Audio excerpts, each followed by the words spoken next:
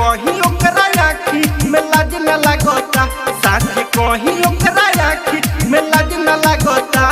भतार हमर सौतीन के देवघर ले जाता, भतार हमर सौतीन के देवघर ले जाता। ये सखी देवघर ले जाता, देवघर ले जाता। Recording by RRT digital recording studio छड़ादानो। भतार हमर सौतीन के देवघर ले जाता,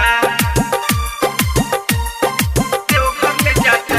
कैसे हम समझाई रहे रोज ओकर लगे जाई रे, साथ कहिले सखी हरदम नासा में रही रे, हरदम नासा में रही रे।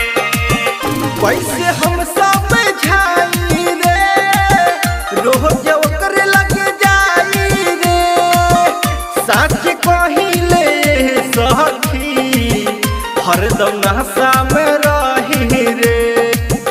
टेंशन होता वे गुस्सा देता वे, हमरा अखिया में नोर मन दिल जाता।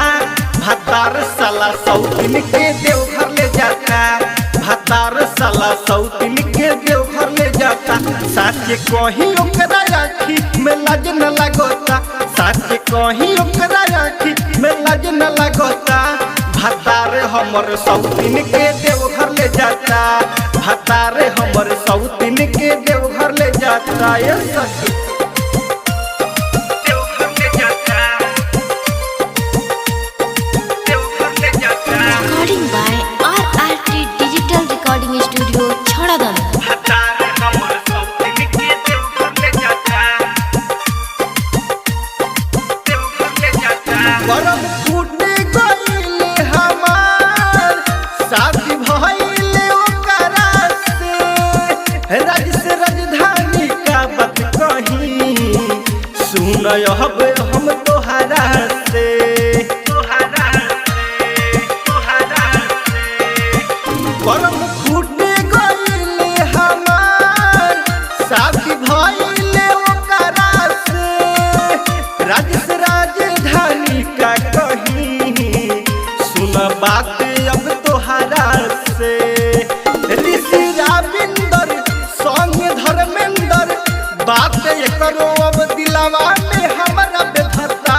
भतार साला सौतीन के देवघर ले जाता, भतार साला सौतीन के देवघर ले जाता। साच कहीं ओकरा आखी में लाज न लगता, साच कहीं ओकरा आखी में लाज न लगता।